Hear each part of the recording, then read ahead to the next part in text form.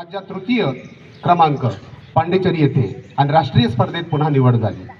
2022 मध्ये डिसेंबरमध्ये Khelo games India अंतर्गत राज्य कुस्ती स्पर्धेत बरं का एकच गेम नाही चालवला त्यांनी.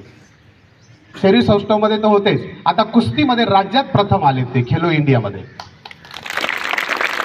आजच्या या कार्यक्रमात मला सन्मानपूर्वक बोलावलं आणि इथे येऊन तुम्हा सर्वांना भेटण्याची, तुमच्याशी बोलण्याची मला संधी दिली, त्याबद्दल मी आयोजकांचे आभार मानतो.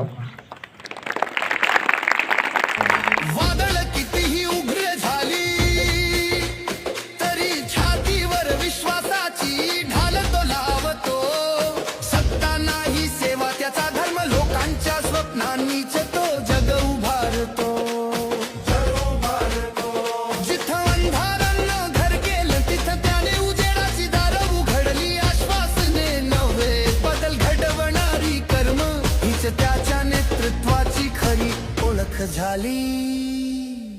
शिवछत्रपतींच्या तलवारीचा वारसा आणि महाराष्ट्राच्या भूमीचा अभिमान, या दोन्हीच्या धगधगत्या परंपरेतून एक नेता उभा राहिला, ज्याने भविष्याला नवा आकार दिला.